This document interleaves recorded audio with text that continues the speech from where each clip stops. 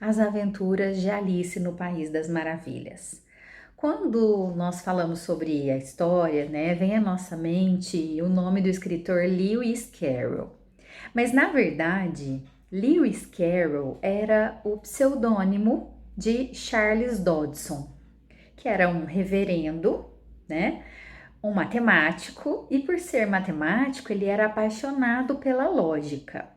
Ele foi então convidado, né, a escrever uma história, já que ele era muito amigo, né, da nobreza. Ele gostava também muito de crianças e ele é convidado a escrever uma história para as filhas, né, de um nobre importante na Inglaterra na era vitoriana. E aí então ele escreve essa história, né, e depois a publica. Alice no País das Maravilhas é uma obra que foi publicada em 1865, portanto, já na segunda metade do século XIX, né? Bom, primeiro a gente vai falar um pouco sobre o estilo de Alice, né? Das aventuras de Alice no País das Maravilhas. O estilo é um estilo denominado nonsense. O que vem a ser isso, né? Quando a gente entende o estilo, a gente percebe, puxa vida, essa leitura é uma leitura que, embora ela seja originalmente uma leitura para as crianças, né, um texto infantil, é necessário nós entendermos que, aquela época, as crianças, né, elas eram meio que tratadas como adultos, elas eram meio que adultizadas, né, vamos dizer assim. Mas nós sabemos também que havia aí esse certo cuidado de mostrar uma história para as crianças, só que sempre havia ali algo por trás, algo nas entrelinhas, né? Porque os adultos também leriam estas histórias, né? Então seria, na verdade, né? Nós podemos entender que seriam, na verdade, duas formas de ler o texto. Essa forma um tanto quanto infantil, né? E esta forma, a outra forma de nós pensarmos a questão do nonsense, de nós pensarmos as questões filosóficas atreladas ao livro, né? E é sobre isso que a gente vai falar, né? Então, é necessário que nós entendamos esse estilo nonsense para que nós entendamos, né, e executemos a nossa função de leitores um pouco mais ávidos, né, um pouco mais tenazes, né? Então, o nonsense, né, ele parte do princípio de que o mundo não tem um sentido objetivo, o mundo não possui uma lógica estabelecida. E aí, então, a gente já começa a entender, então é por isso que ocorre determinados elementos ali, determinadas situações na história, na narrativa, que me permitem observar que esse mundo, ele realmente não possui uma lógica definida. Mas de que mundo nós estamos falando? Do País das Maravilhas. Mas se nós pensarmos no mundo das maravilhas e no nosso mundo, porque nós, indivíduos que vivemos neste mundo específico, nós acreditamos que existem regras e normas estabelecidas. Assim como quem vive no País das Maravilhas também julga e acredita que há ali regras estabelecidas. Então, existe uma forma correta de nós pensarmos fora dessa ideia de que há esse nosso senso comum, né? Bom, vejamos. No País das Maravilhas, as regras são diferentes das nossas, mas faz sentido a ordem das coisas e é uma construção para eles, né? Há um choque, então, o que a gente percebe, né, na narrativa, um choque entre os dois mundos, que é o nosso mundo e o mundo do País das Maravilhas, né? Existe um personagem importante na narrativa e esse personagem importante, ele é conhecedor dos dois mundos. Apenas este personagem, né, que é o gato Cheshire, né? Cheshire, ou gato de Cheshire, né? Que é uma espécie, gente, de filósofo, né? Pois ele é sim consciente dos dois mundos. Por isso que ele está sempre com aquele sorriso, né? Vamos tentar entender esse sorriso também, pensar que talvez esse sorriso ele seja um tanto quanto sarcástico, ou aquele sorriso de quem conhece tudo e meio que fica, tá vendo? Olha o que ela tá fazendo, ela não sabe de nada, né? Eu sim sei o que tá acontecendo, né? Bom, e aí, né? Quando existe um diálogo, né, entre o gato e a Alice, né, e aí a Alice fala assim, eu não sei para onde ir, né, até uma cena clássica, né, uma frase clássica também, né, eu não sei para onde ir. E aí depois ele responde, né, e a gente também entende, né, se você não sabe para onde ir, qualquer caminho serve, né? E ele fala, olha, você pode ir tanto para a direita quanto para a esquerda, tanto para o norte quanto para o sul. Porque em todos os lugares você conhecerá algumas pessoas que são umas pessoas meio malucas, meio loucas, né?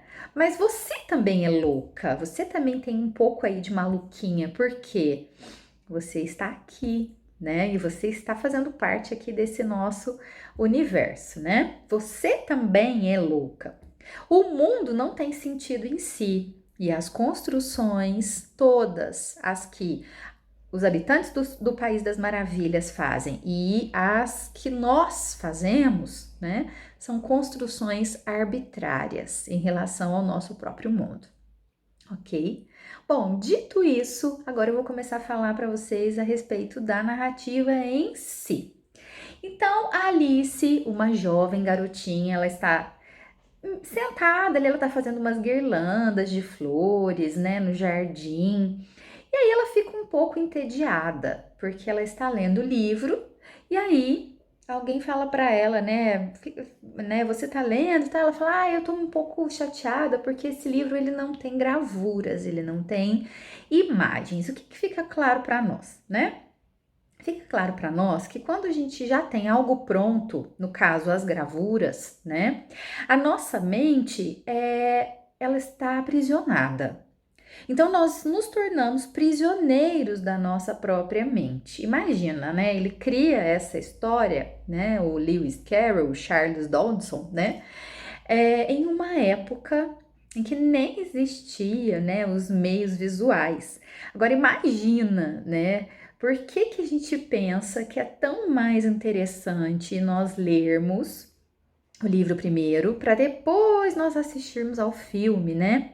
Por quê? Justamente por isso, porque a nossa mente ela ganha uma dimensão maior no sentido de pensar, no sentido de fantasiar um mundo diferente, né? Então ela fica um pouco entediada porque será porque Alice não consegue, né, libertar a sua imaginação. E aí ela acaba adormecendo ali, né? Bom, meio que dormindo, enfim, ali meio tirando um cochilinho ali, né? E aí então ela olha para o lado, vê que está passando apressadamente ali do seu lado um coelho branco, né? E esse coelho branco, ele tinha um relógio, né? E fica bem claro para nós, é um relógio antigo, né? O coelho ele está vestido com uma roupa de nobre, ele usa uma cartola, ele está todo, né, paramentado devidamente ali o seu status de nobre, né? E carregando aquele reloginho, né? Um reloginho antigo ali, que era um relógio que se usava por dentro, né? Dos bolsos na época, né? E ele está preocupado com as horas, né? Ele está preocupado com o tempo. Ele representa essa burguesia, né? Essa nobreza. E ele está tão atrasado para algo que nós não sabemos o que, né? Que ele esquece tudo ao redor. Ele esquece de pensar no que está acontecendo externamente a essa preocupação dele, né? Ele está tão preocupado que nós entendemos que esse coelho ele está meio asfixiado aí pelo tempo, né? Ele não presta atenção ao redor, ele é um escravo do relógio, ele é um escravo do tempo, né? E aí, de que maneira que a gente consegue tirar essa informação para os nossos dias, né? Tá sempre dizendo, é tarde, né? Eu estou atrasado, estou atrasado, estou atrasado, é tarde, é tarde, é tarde, né? E a Alice, então, ela segue esse coelho cai no buraco, né? Numa toca e ela acaba caindo atrás.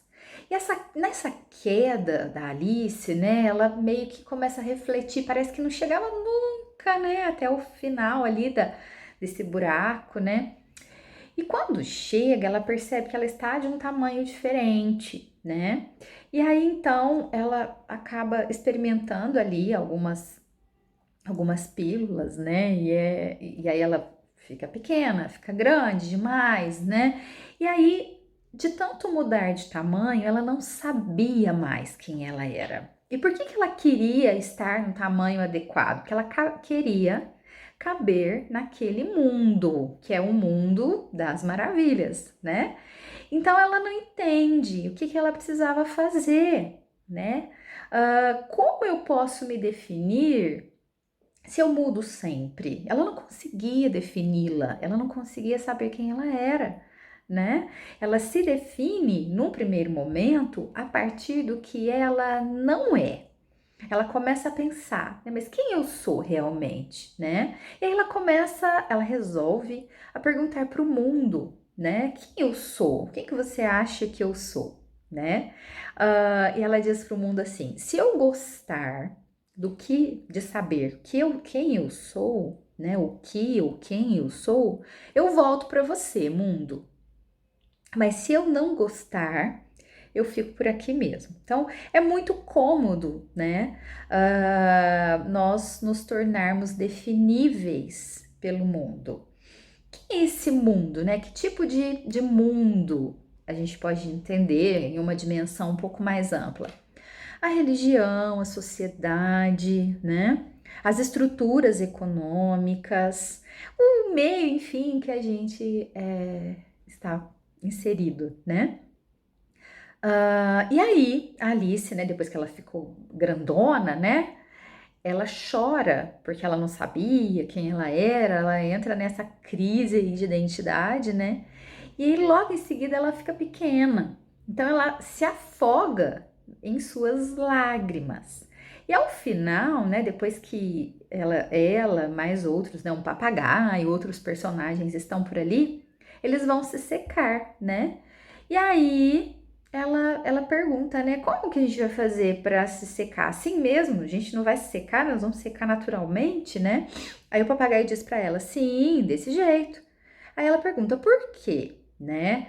E aí ele fala: porque eu tô dizendo que é, né? E olha só o argumento que ele diz para ela, né? Um argumento de autoridade, provavelmente um argumento extremamente utilizado naquela época, mas nós também já ouvimos esse tipo de argumento, né? Porque eu sou mais velho, porque eu sou mais velho, eu sei, eu sempre tenho razão, né? Ou seja, esse argumento de autoridade, tá? Logo em seguida, né, já passando um pouquinho aí, né, na verdade eu tô pegando os pontos, né, mais relevantes, né, para não ficar muito extenso também, a lagarta, né, e assim, para nós o diálogo dela com a lagarta é extremamente importante, porque a lagarta também questiona a Alice, né, quem és tu? E ela, ai, minha filha, olha, eu nem te falo, né, eu já mudei tantas vezes que eu não sei mais quem eu sou, né? Não tem como eu me definir a partir de não saber quem eu sou, né? E aí, né, a gente entende que a lagarta, ela fica muito incomodada com isso, né? Ela fica muito incomodada porque ela entende que o que está mudando, né, ou o devir filosófico, né, é estranho. E por que é estranho para Alice se a lógica do mundo é a mudança, né? Então a lagarta ela se incomoda, ela fala: ai meu Deus, essa menina não entendeu nada, né? Ela não sabe que a mudança sempre vai acontecer, né? As coisas não são eternas. E aí entra a seguinte reflexão. Eu distorço a minha visão, eu me alieno, né? Eu crio um universo particular para que eu viva nesse mundo que eu escolho. E não aceito que a mudança ela vai acontecer, ela vai ocorrer de maneira natural, né? Bom, e aí então, né, ela fala para Alice quer saber, né, um pouco mais, então, né, como que ela vai fazer para crescer, enfim, né, como que ela vai assumir ali novamente o seu tamanho. E ela deixa a decisão, é muito interessante isso, porque ela deixa a decisão nas mãos da Alice. Ela diz para Alice assim: olha, você vai pegar esse cogumelo, tá vendo esse cogumelo aí? Você vai pegá-lo. Você mesmo vai entender de que lado que está, né, o tamanho que você precisa. Então você vai comer um pedacinho desse cogumelo aí e vai tentar, né, se encaixar, né, nesse seu tamanho que você diz que é o seu padrão, né? E aí então a Alice nesse momento, né, ela faz uma marcação ali no cogumelo, né? E ela entende que tem duas pontas, né? E ela estende os braços e ela pega um pedacinho de uma ponta, um pedacinho de outra. E ali ela então percebe que ela sozinha ela vai criar o seu próprio mundo ali, o seu próprio espaço, né? A lagarta meio que dá as diretrizes ali para ela, mas é a primeira vez que a Alice consegue, né? Então, o cogumelo é um mundo sem as definições. Então, ela constrói as suas próprias convenções, né? O mundo não está pronto. Nós é quem o definimos. Não há critérios que definam o certo e o errado, né? O gato, então, portanto, é o único, né, que sabe quem é. A construção que nós fazemos do mundo, então, é uma construção arbitrária, racional, né? Outro ponto importante da narrativa, né? O chapeleiro, naquele momento lá do desaniversário, né? E depois vem o chá. E a regra, existia uma regra ali, né? O chapeleiro, quando ele terminava de comer, ele passava para o outro prato para que ele não precisasse lavar, para que ele, né? E aí assim sucessivamente, ele ia sujando ali todos toda a louça, né? Vamos dizer assim, né? Então, quer dizer, a Alice ela fica preocupada com aquilo, né? Que regras são essas, né? Quais são essas regras? Há uma base segura? O que eu posso entender de certo e errado aqui? Para mim, no meu mundo, isso está errado. Mas no mundo das maravilhas, tá tudo correto, né? Então, ali, a Alice, a Lebre de Março, o chapeleiro envolvidos ali nessa situação, né? É uma situação também de extrema reflexão. E aí, já encaminhando, né, para o final, um ponto também extremamente importante é quando a Alice se encontra com a Rainha de Copas, né? E a rainha, ela vai convidar a Alice para jogar o croquet.